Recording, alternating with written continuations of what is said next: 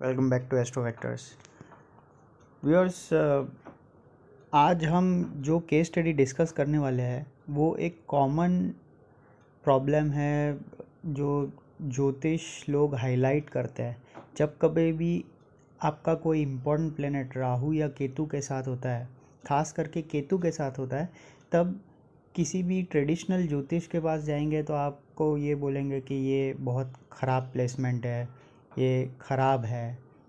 तो इस तरीके के वर्ड्स आपको सुनने मिलेंगे, पर एग्जैक्टली ये कह नहीं पाते कि क्या ख़राब है और क्या रेमेडीज़ करनी चाहिए। अब रेमेडीज़ भी बहुत इनोवेटिव होनी चाहिए, जैसे राहु केतु है, और इसीलिए आज के कलयुग में उस इनोवेटिव रेमेडीज़ की ही अहमियत है, और उसी तरीके से आपका केतु या राहु ठीक होगा।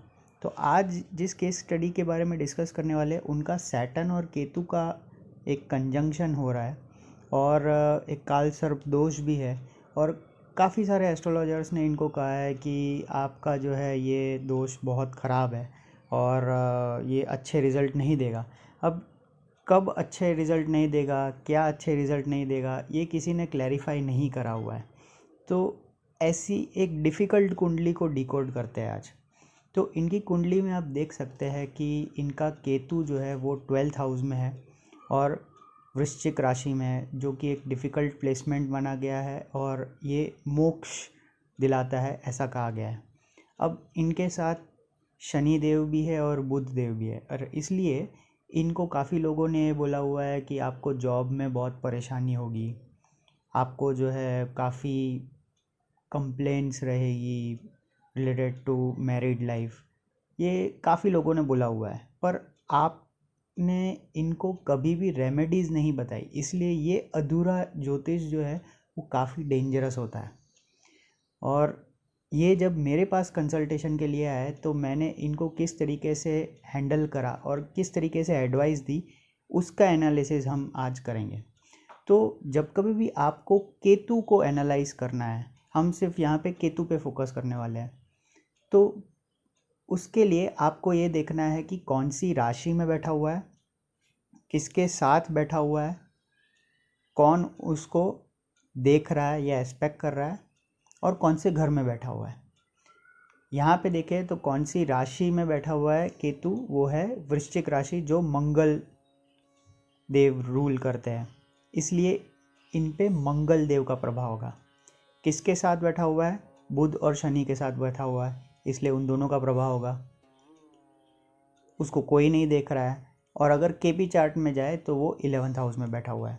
तो मंगल और केतु का जो कॉम्बिनेशन है वो काफ़ी एग्रेसिव कॉम्बिनेशन है, फायरी कॉम्बिनेशन है।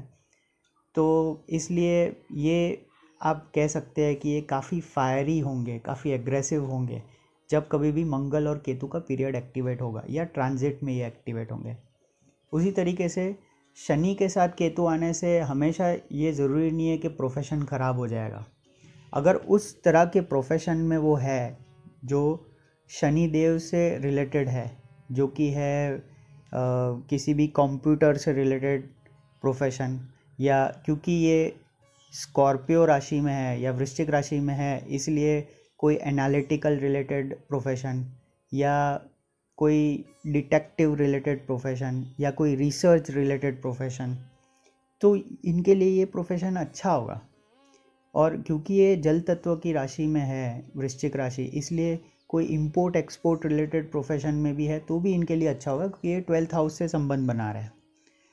जब बुध उनके साथ है तो हम ये कह सकते हैं कि इनको थोड़ा सा नर्वस सिस्टम और स्पाइनल कॉर्ड की तकलीफ़ रहेगी, पर बुध भी वृश्चिक राशि में है, ज्येष्ठा नक्षत्र में है, इसलिए ये कह सकते हैं कि फिर से ये अगर किसी तरीके का research, analytics, intelligence related profession में रहेंगे तो इनके लिए अच्छा रहेगा। अब ये केतु गुरु के नक्षत्र में, और गुरु बहुत अच्छे से प्लेस्ड है, तो इसलिए हम ये भी कह सकते हैं कि इनके लिए एजुकेशन, स्पिरिचुअलिटी, ये सारी चीज़ें अच्छी रहेगी। केतु शनि जो है वो थोड़ा सा शिवा की तरफ अपना झुकाव बढ़ा देता है, इसलिए शिव पूजा इनके लिए काफ़ी महत्व की रहेगी। अब ये 11th हाउस के साथ भी रिलेटेड है, इसलिए हम ये कह सकते हैं कि इनके नंबर ऑफ फ्रेंड्स या सोशल नेटवर्किंग सर्कल जो है वो भी कम हो जाएगा। तो इस तरीके के अलग अलग कॉम्बिनेशंस बना करके हम कह सकते हैं कि केतु का प्रभाव क्या पड़ेगा एग्जैक्टली, बुरा या अच्छा। और ये प्रभाव तब देखने को मिलेगा जब केतु की दशा या भुक्ति आती है, या फिर इन्हीं में से कोई एक प्लेनेट केतु का जो बर्थ चार्ट में पोजीशन है, मतलब कि स्कॉर्पियो राशि में से पास हो रहा है या उसे देख रहा है, तभी ये प्रभाव होगा। आज की तारीख में केतु वृश्चिक राशि में ही है, इसलिए इसका सबसे ज़्यादा प्रभाव होगा। पर इनको जो मैंने रेमेडीज़ दी और जो इन्होंने करी भी, जो इनको काफ़ी उपयोगी रही, वो आप समझिए क्या इनोवेटिव रेमेडीज़ दी मैंने। सबसे पहली रेमेडी मैंने इनको दी कि केतु जो है आपके 12th हाउस में है, और ये जो है लॉसेस को दिखाता है, केतु एक्सपेंसेस को दिखाता है। तो इसलिए आप सबसे पहले तो दान करिए कंबल का या बेड रिलेटेड आइटम्स का। तो इन्होंने वो करा। फिर मैंने इनको कहा कि क्योंकि केतु और मार्स जो है फायरी कनेक्शन है और 3rd और 12th का कनेक्शन बन रहा है, तो आप किसी तरीके से कोई एक एक्सट्रीम फिजिकल एक्सरसाइज करिए। क्योंकि 12th हाउस से लिंक है, तो मैंने इनको कहा आप रनिंग करिए।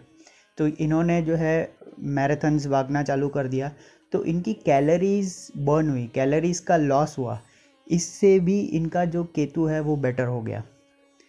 तीसरा मैंने इनको कहा कि आप शिव जी की पूजा करें, तो वो भी इनके लिए काफ़ी फ़ायदेमंद रहा। और ये जो है शिव जी की तरफ इनका जो झुकाव है वो बढ़ता ही चला गया। और मैंने इनको कहा कि अगर आपको प्रोफेशन में दिक्कत आती है तो आप एस्ट्रोलॉजी एंड डिवाइनेशन की तरफ जाइए, क्योंकि केतु जो है वो स्पिरिचुअलिटी का रख रहा है, और इनका जुपिटर और सन 1st हाउस में बैठा हुआ है, बहुत ही अच्छे पोजीशन पे बैठा हुआ है। और शनि केतु जो है वो स्पिरिचुअलिटी को दिखाते हैं। इसलिए मैंने इनको कहा कि अगर आप एस्ट्रोलॉजी वाली फील्ड में चले जाएंगे, क्योंकि स्कॉर्पियो या वृश्चिक राशि नेचुरल 8th हाउस भी है, तो ये जो है आपको केतु को काफ़ी अच्छा करने में मदद करेगा। और केतु सेटिस्फाई होगा तो शनि अपने आप अच्छे रिजल्ट देना चालू कर देगा। तो इनको जो है एक पार्ट ऑफ प्रोफेशन मैंने कहा कि आप एस्ट्रोलॉजी की तरफ जाए, और दूसरा पार्ट ऑफ प्रोफेशन मैंने कहा कि आप केतु कंप्यूटर्स को रूल करता है, टेक्नोलॉजी को रूल करता है, और इसीलिए मैंने इनको कहा कि कोई एनालिटिकल प्रोफाइल में जाइए जिसमें आपको काफ़ी सारे डेटा का बारीकी से, छोटी छोटी चीज़ें केतु को दिखाती है, इसलिए बारीकी से आपको उसका एनालिसिस करना पड़े।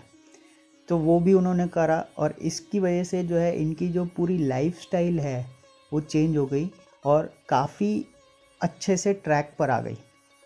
अब ये सारे उपाय करने की वजह से इनको फ़ायदा इसीलिए मिल रहा है क्योंकि ये इनोवेटिव है और ये घबरा नहीं गए। और वो घबरा भी इसीलिए नहीं गए क्योंकि इनका जुपिटर जो लग्न लॉर्ड है वो काफ़ी स्ट्रॉन्ग है, तो वो दिखाता है कि इनका विल पावर बहुत सॉलिड है। अब यही चीज़ अगर आप नक्षत्र नाड़ी में जा कर के देखेंगे, तो नक्षत्र नाड़ी में आपको ये देखना है कि केतु का जब दशा या भुक्ति आएगा तो वो कैसा रिजल्ट देगा। तो सबसे पहले अगर मैरिज की बात करें तो इसमें मिक्स रिजल्ट देगा, क्योंकि 2 7 11 1 6 10 दोनों है, तो इसलिए मैरिज के लिए मिक्स है। चाइल्ड बर्थ के लिए 2 5 11 भी है, 1 4 10 भी है, दोनों है, तो मिक्स रिजल्ट देगा। नौकरी के लिए 2 6 10 11 अच्छे से आ रहा है, और 1 जो है इतना बड़ा रोल प्ले नहीं करता, तो इसलिए नौकरी के लिए हल्का सा बेटर रिजल्ट देगा।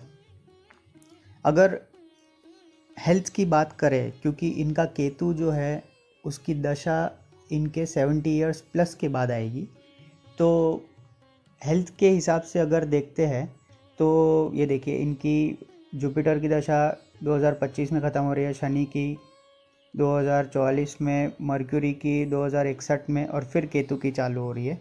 तो ये हम कह सकते हैं कि इनकी जब केतु की दशा आएगी तब जब इनकी हेल्थ होगी वो वीवरिंग होगी, क्योंकि इनका 1 4 10 भी है और 2 5 11 भी है, और 1 4 10 को ज़्यादा जोर मिल रहा है, तो इसलिए ये जो है वो अपने आप शांति और मोक्ष की तरफ चले जाएंगे।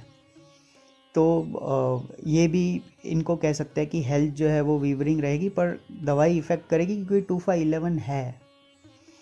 और उसी तरीके से अगर इनके प्रॉपर्टी परचेज़ की बात करते हैं तो 4, 11, 12 का काफ़ी अच्छा कॉम्बिनेशन बन रहा है, तो उसके लिए ये काफ़ी अच्छा है केतु।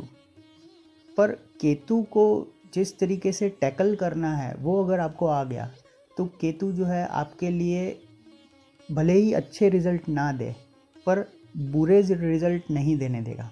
और केतु ये चाहता है कि आपका जो सेल्फ है वो आपको उसको ज़्यादा महत्व दे। आप देख सकते हैं इनमें 1-4 जो है, जो नक्षत्र लेवल पे है, वो काफ़ी प्रोमिनेंट है, और वो जो है 2-5-11 को कनेक्ट नहीं होने दे रहा है सब लॉर्ड और प्लेनेटरी लेवल पे। तो इसलिए ये जो है अगर सेक्लूडेड रह कर के केतु के पीरियड में अगर पूजा पाठ करेंगे तो इनको काफ़ी लाभ मिलेगा और इनका केतु सेटिस्फाइड रहेगा। ऐसी इनोवेटिव रेमेडीज से ही आप जो है अपने ख़राब प्लैनेट्स को ठीक कर सकते हैं। और ख़राब प्लैनेट कभी ख़राब नहीं होता, ये केतु जो है इनको अच्छे लेसन्स दे रहा है जिससे ये जो है अपने ऑब्स्टेकल्स को ओवरकम कर सके। और ख़राब किस चीज़ में है, अच्छा किस चीज़ में है, वो आप आइडेंटिफाई करें, और कब ख़राब होगा या कब अच्छा होगा वो भी आप आइडेंटिफाई करें ऐसे एनालिसिस द्वारा। आशा करता हूँ आपको ये वीडियो पसंद आया होगा। प्लीज़ लाइक करें और ये वीडियो को ज़्यादा से ज़्यादा लोगों के साथ शेयर करें। धन्यवाद।